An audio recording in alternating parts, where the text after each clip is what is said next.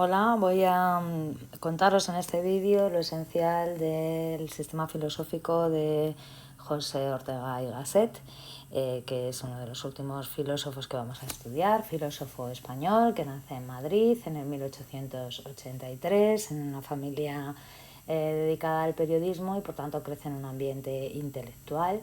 Se formará en filosofía en la Facultad de Filosofía y Letras de la Universidad Complutense de Madrid, pero después viajará a Alemania para realizar su doctorado, entrando en contacto con los autores neokantianos, con el neokantismo, de la mano de autores como Cohen o Nathorp.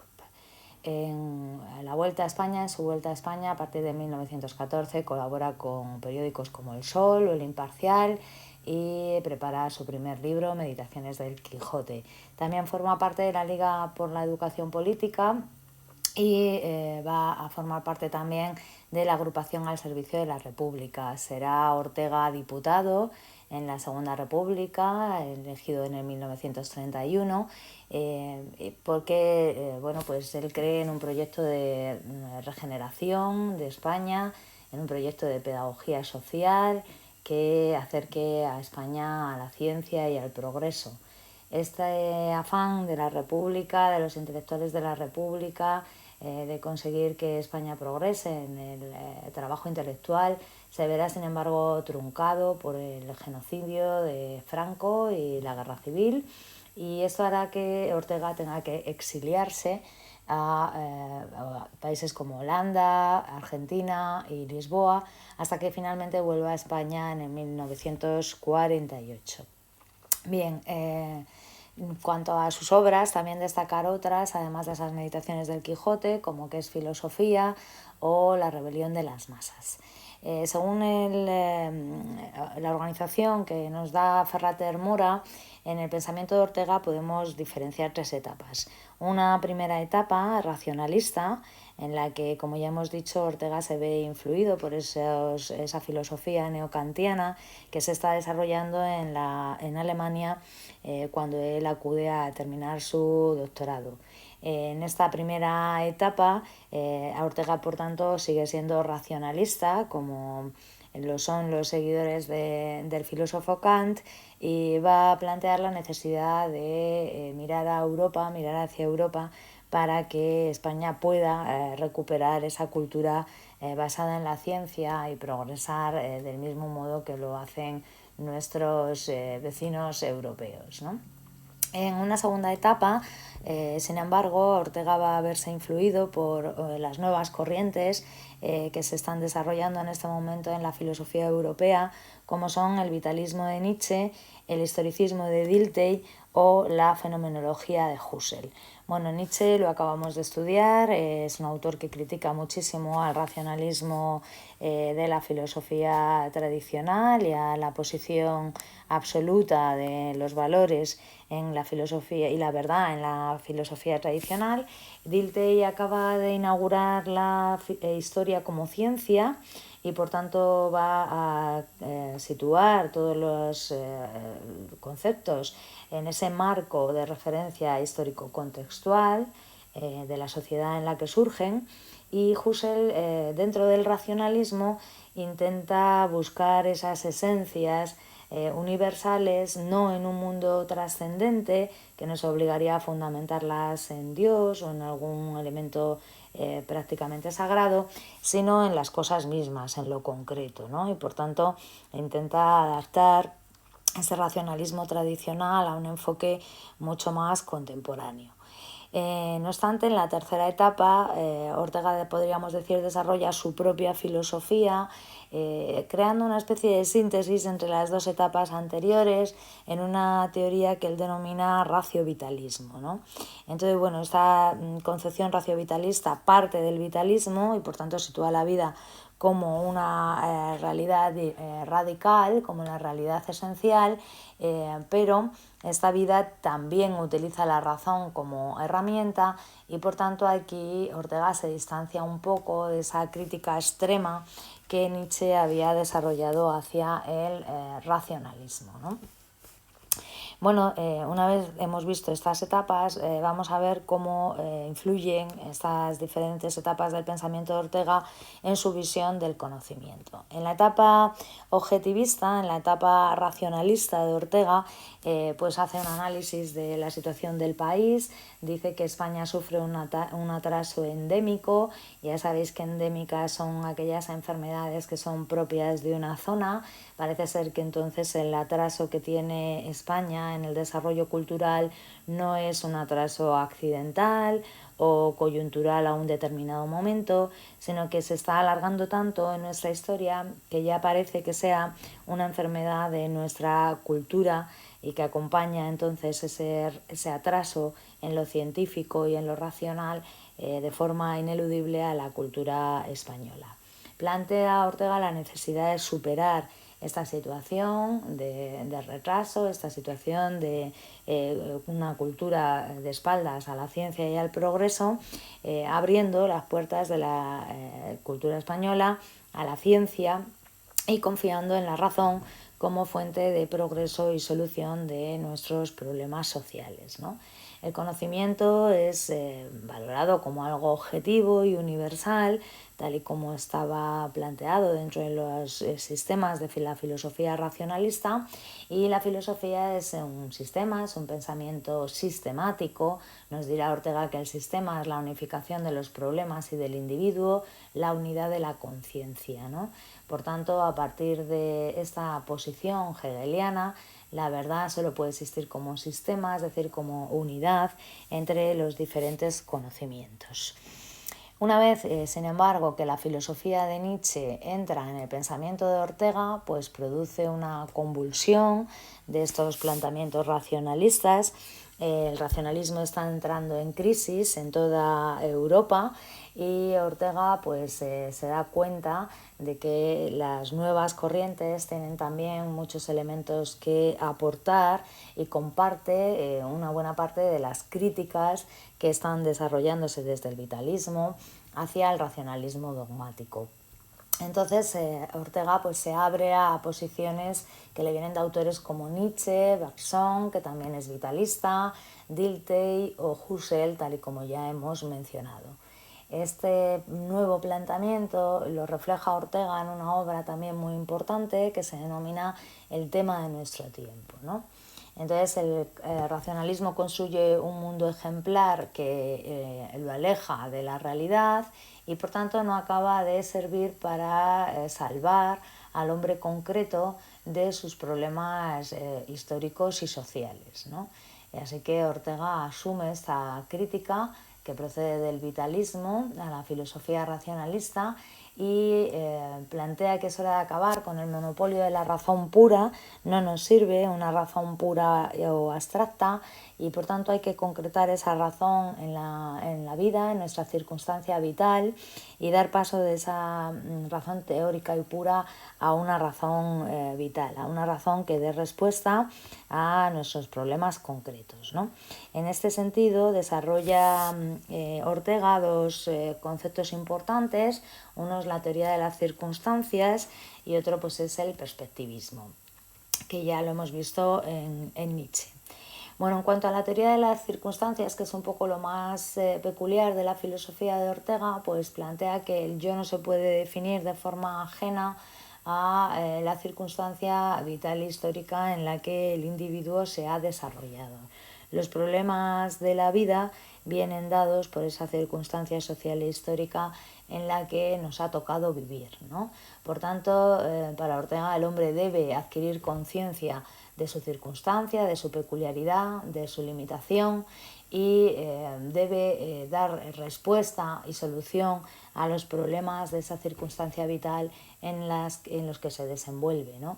La vida es el hecho radical y la vida es circunstancia, porque la vida siempre se desarrolla desde un lugar concreto del mundo.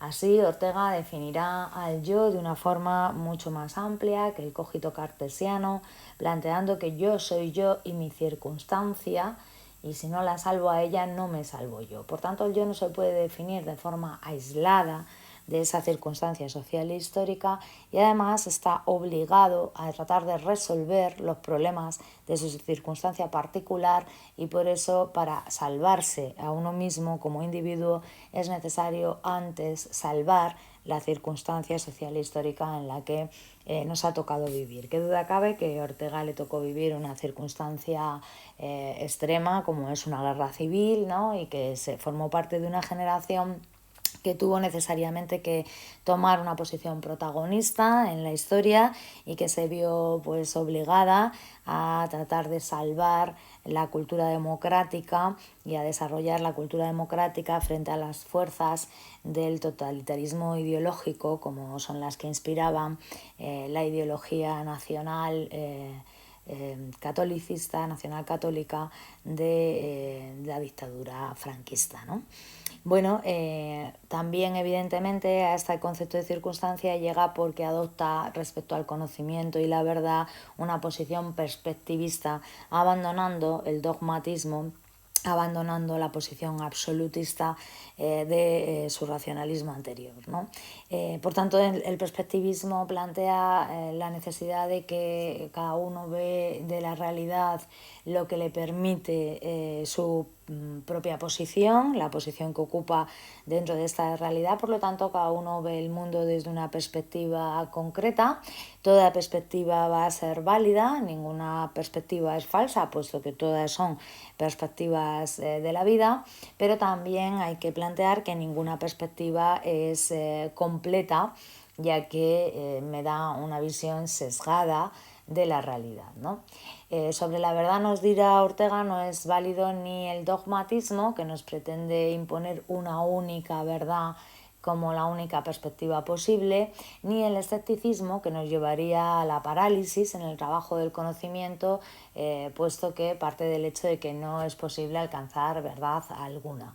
Ortega no quiere renunciar a la posibilidad de alcanzar la verdad, pero sabe perfectamente que esta verdad no es absoluta, que la verdad tiene muchas caras, que cada verdad es necesariamente perspectiva, y por tanto alcanzar la verdad completa solo podría darse desde una suma de las perspectivas. Esa verdad universal o verdad integral es posible en el pensamiento de Ortega, no lo será en el pensamiento de Nietzsche, pero sí es posible en el pensamiento de Ortega, pero solo podemos llegar a la verdad universal como suma de todas estas perspectivas particulares en las que el individuo concreto y real pues desenvuelve y desarrolla su vida, ¿no? La cultura es una función de la vida, la cultura, por tanto, y la razón deben ser herramientas para salvar nuestra vida, no tienen hegemonía, no están por encima del concepto de la vida, sino al revés, subordinado a él, y por tanto por esto concluye Ortega en el tema de nuestro tiempo que la razón pura tiene que ceder su imperio, su hegemonía, a una razón vital, a una razón al servicio de la vida. En la última de sus etapas, en la etapa del racionalitalismo, Ortega se va a preguntar qué es la vida, respondiendo que la vida es la realidad radical, la realidad esencial. Esa es la tesis fundamental de toda filosofía vitalista, y Ortega, por tanto, parte y comparte esta posición. El hombre, dice Ortega, no tiene naturaleza, sino que tiene historia, ¿no? El hombre, por tanto, no está determinado de forma esencial por sus características naturales, sino que se desarrolla como un proyecto abierto a partir de las posibilidades que el devenir histórico y su propia sociedad, su propia circunstancia social le permiten acceder, ¿no?, a esas posibilidades y no a otras, ¿no?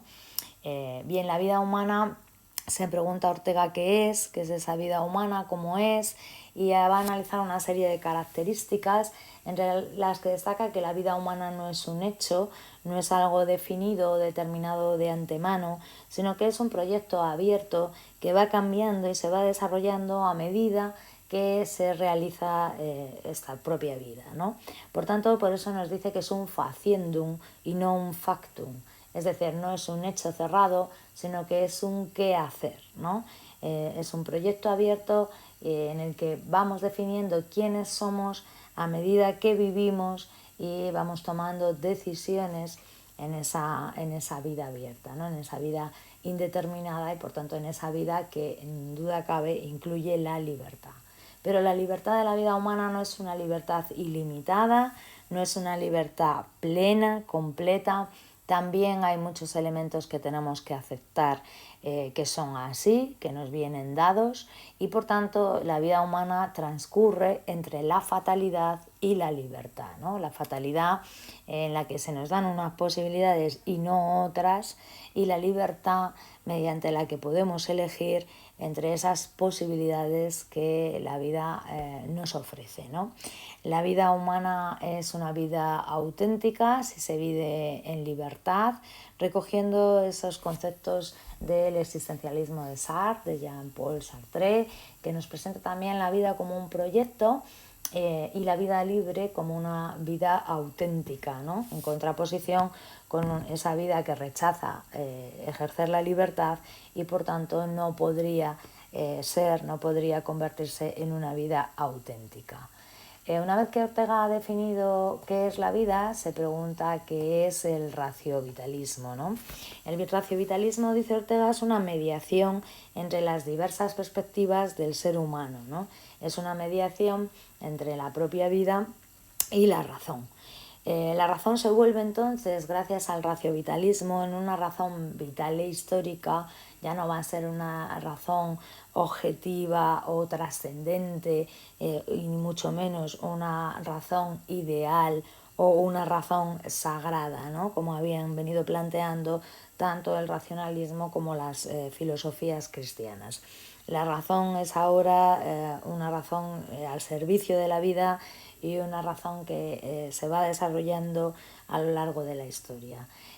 Pero el vitalismo de Ortega, como ya hemos mencionado, es un vitalismo que no rechaza la razón, sino que, digamos, rompe con la hegemonía de la razón para situarla como una herramienta de la vida, por tanto como un concepto subsidiario de la vida. Por eso es una razón vital, narrativa e histórica y no una razón ajena o al margen de la vida concreta, ¿no?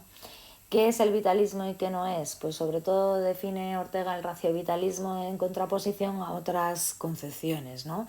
Nos plantea que el raciovitalismo no es ni vitalismo ni racionalismo, en el sentido de que no es un vitalismo que rechace la razón, puesto que la razón tiene una posición importante dentro de la vida humana como herramienta para salvar los problemas de esa vida humana, ¿no? Pero tampoco es un vitalismo extremo, ¿no? que vaya a rechazar la razón, ni un racionalismo extremo o estricto que sitúe la razón por encima de la vida, ¿no? Por tanto, hay que superar el racionalismo dogmático e idealista. Tampoco el raciovitalismo es un historicismo, en el sentido de plantear que la historia está regida por leyes inexorables o que tiene un fin escrito y por tanto una visión determinista de la historia. No es en este sentido en el que plantea Ortega que la razón vital es histórica, que la vida es necesariamente histórica, no necesariamente tiene un final determinado por ello, sino que al revés, la vida se define desde un momento determinado y ese momento determinado tiene una posición, ocupa una posición en la historia de nuestra sociedad, ¿no? Por tanto, la vida no puede ser ajena a esa circunstancia histórica en la que nos hemos desarrollado, ¿no? Por tanto, el raciovitalismo es un vitalismo que no rechaza la razón, un racionalismo que se somete a las circunstancias y exigencias de la vida concreta. También dentro del conocimiento debemos hacer una distinción en el pensamiento de Ortega entre ideas y creencias. Ortega nos habla de dos tipos de pensamiento. Las ideas son pensamientos sobre la realidad, pero las creencias serían subjetivas, las damos por supuestas. Sin embargo, no necesariamente surgen de la realidad, sino que pertenecen más bien al ámbito del sujeto, puesto que es en el sujeto donde se forman esas creencias, ¿no? No siempre las creencias se formulan de forma expresa, no siempre son objetivas. Las creencias muchas veces las damos por supuestas y partimos de esa base sin cuestionarlas. Las ideas, en cambio, siempre deben ser cuestionadas porque surgen del desarrollo, del esfuerzo, de la razón por intentar comprender una realidad vital compleja, ¿no? Bueno, esto respecto a la visión que tiene Ortega en el del conocimiento, que como veis pues va cambiando según evoluciona la propia filosofía orteguiana, ¿no?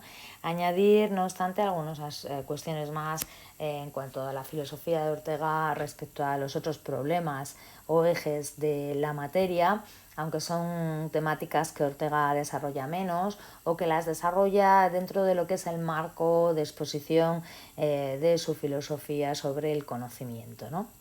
En cuanto a la ética, Ortega no es un relativista como Nietzsche, a pesar de haber partido de ese perspectivismo en cuanto a posición epistemológica, en su concepción de la ética, de la moral. Ortega va a seguir siendo un objetivista y por tanto sigue la filosofía de Max Scheler, que plantea que los valores morales son objetivos y universales, son necesariamente objetivos y universales, ¿no?